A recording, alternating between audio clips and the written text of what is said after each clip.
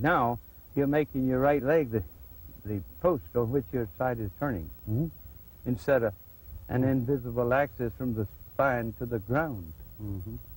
So it entails a shift combined with a rotation. Michael, we've covered the grip, the stance, the measurements, the necessary measurements to get accuracy into a shot.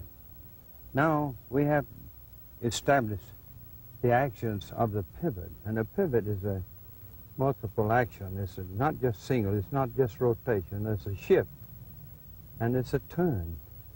But if you to turn now with 2 feet on the ground, if they stay on there, the body's not going to function like it should. If one leg has to detach to make an axis, like you're going to hang a door on a pole, and this is going to turn anterior in front of you, so they can go back.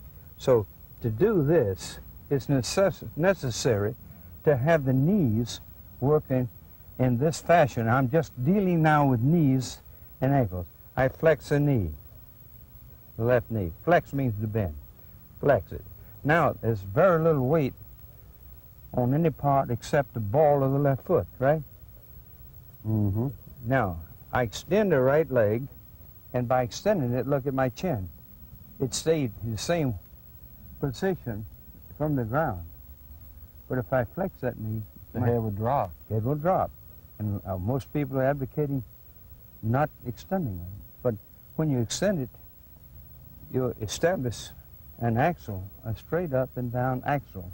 Then you turn this door to the right, or in front of.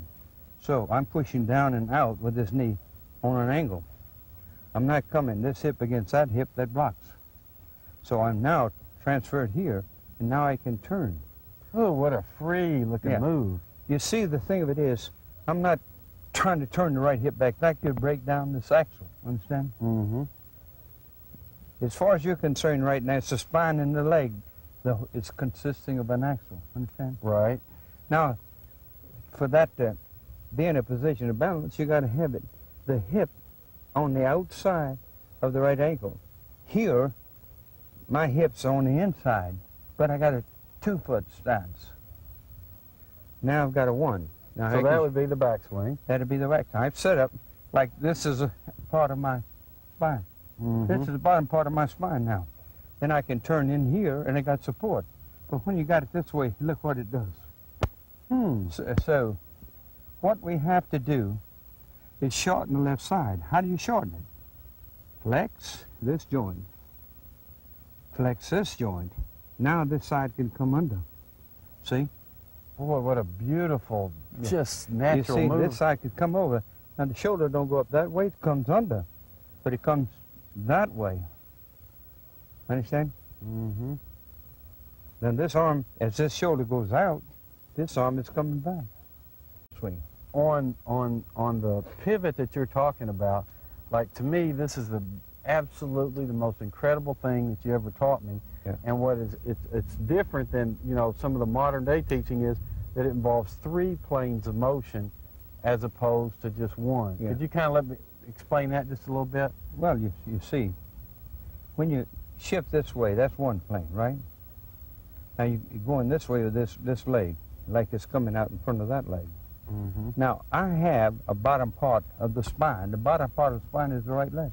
But now if you turn this way, where's the bottom half of your spine? You have no support, right? If you have no support, you can't hang a door on anything that will work except the upright. So if you tried to turn your right hip, then your initial motion you're was putting a yourself turn. in a negative position, and it'll cause you to have to loop the club into a figure 8 to get to the ball. But a turn, so if a person, almost everybody that plays golf, has some kind of rotary motion. Yeah, the rotary motion, though, is not the way that it's being taught. Most of the books will tell you to turn your right hip back inside of your right ankle. Then if you do, you're standing on your left leg. I've never seen a pitcher pitch off his left foot if he's throwing right-handed. No, he steps on the right and he steps to the left. Now, if you're already here like this, you're on the left, so how can you step? They say the longest journey starts with a step. The longest journey starts with a step. So I'm stepping over here to the right side and doing an upswing. I'm going to step over to the left side. Now I've got a bottom half of my spine supporting the upper half. Now it's not supporting here. There's two hips supporting it, but it has to be one to rotate that right side. So if you just had a, say like, if you started trying to turn first, or turning a rotary motion, your head is swaying. Your head will instinctively, even if you kept it on there, it would almost be like you said earlier, that someone could just, might as well come and cut your right leg off because you don't, it negates all the force that you're trying to wind up. None. It's just like what you call a building destroyer. It's a big hunk of cement on a pendulum. They pull it back and let it go, and man, this motion right here? Yeah. Like like the lateral motion, like these motions, when, you know, the people that view the tape, when you lift them out and they become individual motions as opposed to being blended, they look amplified, don't they? Yeah. Like if someone was to say, well, boy, that looks like a sway. Yeah. You know, if you move like this and it's not accompanied with something. Yeah. Well, what would you do about consistency if it's doing just the opposite? Turn this thing up here. Now your head is going there and the head there. That's a metronome, and this is a pendulum with your head here. Now move your weight to the right. Now that leg becomes part of your spine. Yeah, it's just one long, it's like I start off on a 2-foot balance, I shift to a 1-foot balance. And then you just swing your arms back from there. Yeah. Up the oblique plane. That turns your shoulders. Right. Man, I tell you, Chuck, you've gained a lot since you've been out here. I really have, because of you. Yep.